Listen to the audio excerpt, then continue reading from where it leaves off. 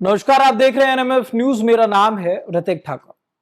22 अप्रैल की वो दर्दनाक घटना सभी को याद है, पहलगाम में जब पाकिस्तान के तमाम वो आतंकवादी आते हैं और निहत्थे लोगों पर गोलियां बरसाते हैं, ये पूछ कर कि क्या तुम हिंदू। उसके बाद ऑपरेशन सिंदूर चलाया गया और ये बोला गया कि अब खून और पानी एक साथ नहीं बहेगा। ये बोल दिया गया कि पाकिस्तान के साथ किसी भी तरीके का समझौता भारत नहीं करेगा। व्यापार को लेकर के रोक लगा दी गई। इंडस वाटर ट्रीटी जो चल रही थी उन सभी पर यहां पर रोक लगाई गई। लेकिन अब ऐसे में संघ के सरकार्यवाह दत्तात्रेय होसबोले ने एक बयान दिया था जिसमें उन्होंने कहा था कि अब हमें पाकिस्तान के साथ वार्ता के लिए दरवाजे खोल देने चाहिए। अब इसके बाद अब आरएसएस के प्रमुख मोहन भागवत ने कहा कि हमें बातचीत पाकिस्तान से करनी चाहिए, हम कोई हिटलर नहीं है। अब ऐसे में वो पाकिस्तान जो हर वक्त भारत के ऊपर कड़ी आंखें रखता है, भारत के साथ हमेशा कोई ना कोई गलत कृत्य करने की कोशिश में लगा रहता है, अपनी नापाक कोशिशों को बार बार करता है। वो पाकिस्तान के खिलाफ हमेशा भारत ने बोला है कि कभी भी हम दुर्व्यवहार नहीं करना चाहते, लेकिन मजबूरी होती है कि इस तरीके के हथकंडे भारत को अपनाने पड़ते हैं, तमाम वो ऑपरेशन चलाने पड़ते हैं। लेकिन अब ऐसे में जब आरएसएस इस पर इस तरीके की बात कर रहा है तो कई सारे सवाल खड़े करता है कि क्या जो दृष्टिकोण है आरएसएस का वो बदल रहा है, क्योंकि आरएसएस वो संगठन है जो बार बार राष्ट्र की सुरक्षा की बात करता है। लेकिन आज वो आरएसएस कह रहा है कि हमें पाकिस्तान के साथ बातचीत के दरवाजे खोलने चाहिए। इस पर हम विस्तार से चर्चा करेंगे। हमारे साथ वरिष्ठ पत्रकार पंकज प्रसून हमारे साथ हैं।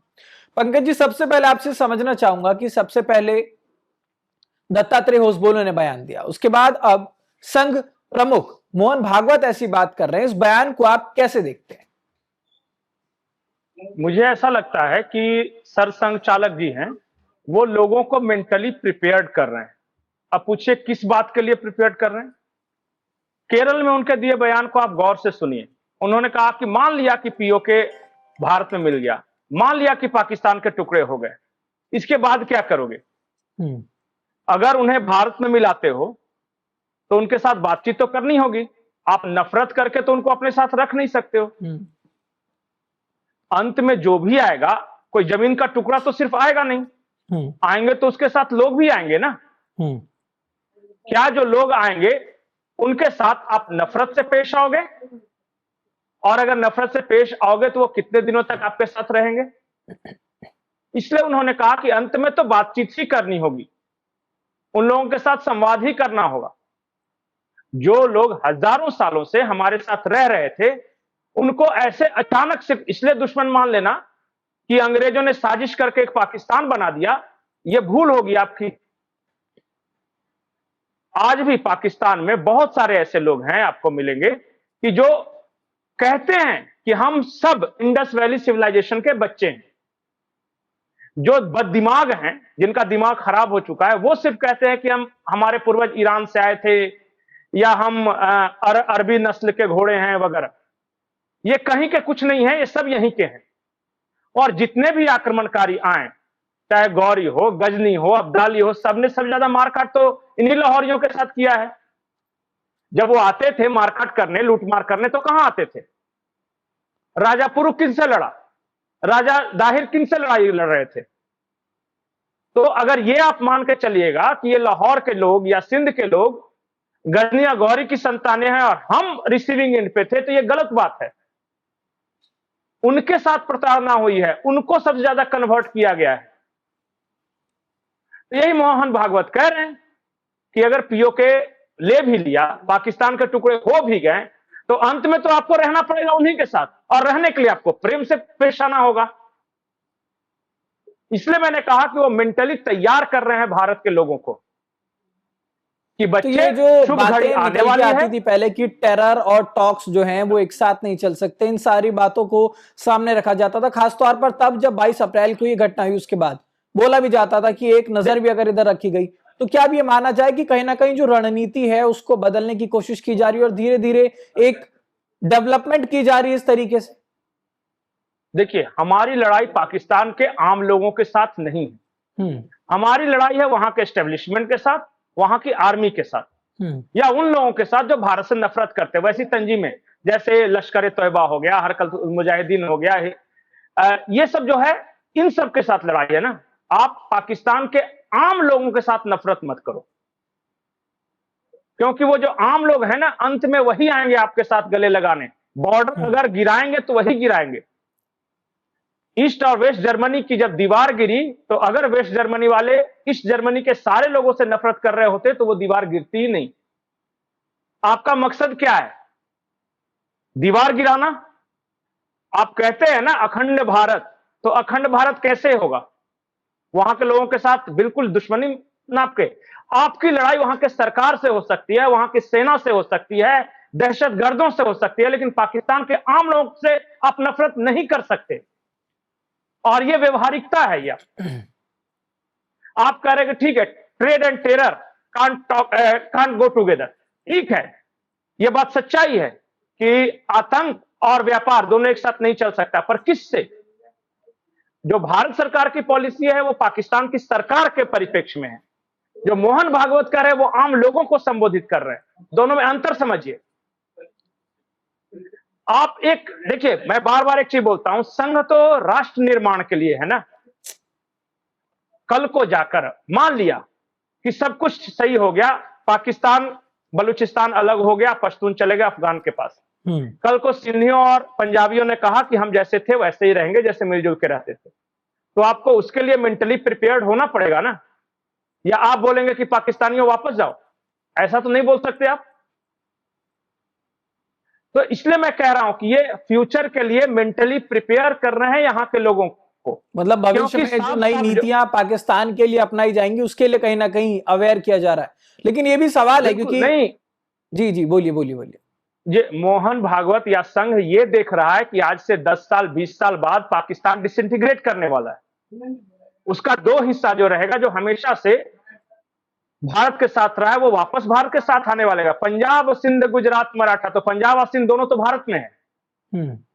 आप जो राष्ट्रगीत गाते हैं उसमें है ना। तो क्या सिंधियों से आप नफरत करोगे?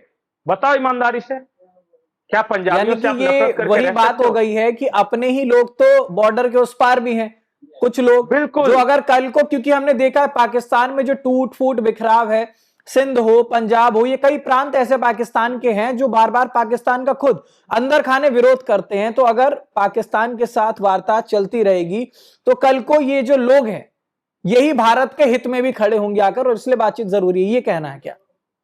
बिल्कुल। और नहीं, और ये कहना है कि भाई वक्त आने वाली है, वो शुभ घड़ी आने वाली है जिसका आप हमेशा सपना देखते थे। पाकिस्तान विखंडित होने वाला है।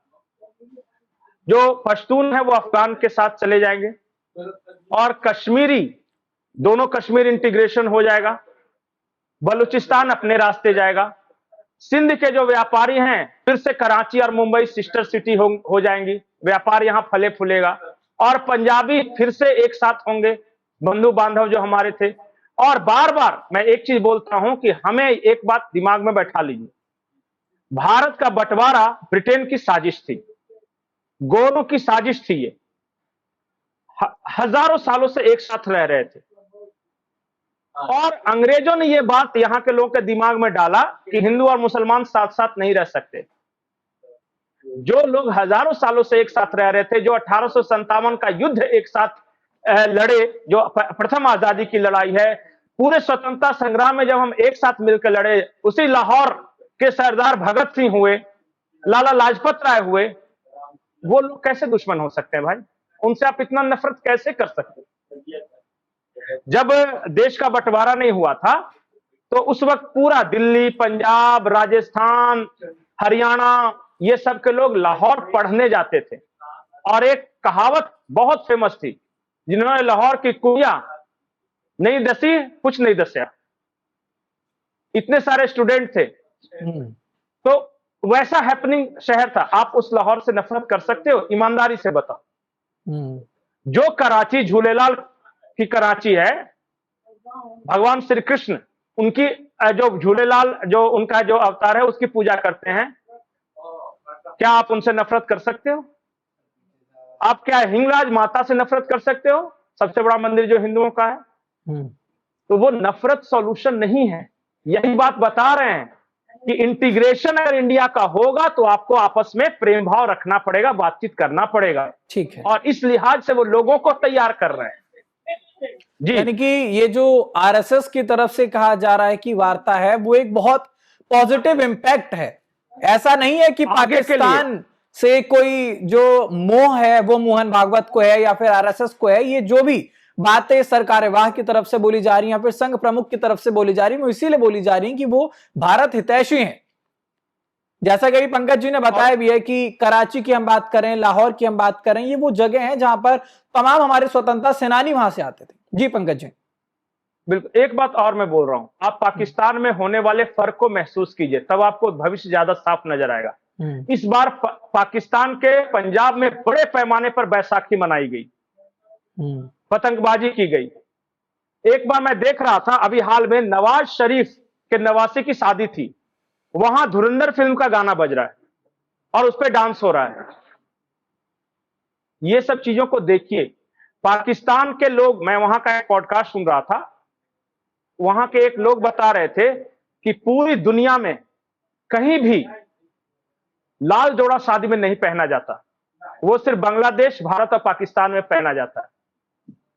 और वो नुसरत फतेह अली खान साहब गाते हैं, अगर सुर्ख जोड़े में चांद से दुल्हन, ये तो कहीं नहीं आपको दिखेगा, सिर्फ यही खित्ते में दिखेगा। वही बात है कि कल्चर की बात हो, भाषा की बात हो, शैलियों की बात हो, हर चीज लगभग, चाहे वो पहनावा ओढ़ा हो, रहन सहन हो, लगभग जो ये चीजें हैं ये मिली जुली हुई हैं। और ऐसे में कहीं ना कहीं पाकिस्तान के अंदर भी तमाम वो प्रांत हैं, तमाम वो जगह हैं जो भारत से हटके गई और उसके बाद वहां पर अभी तक जो कल्चर है वो भारत के हिसाब से फॉलो किया जाता है, चाहे वो लाहौर हो, चाहे वो कराची।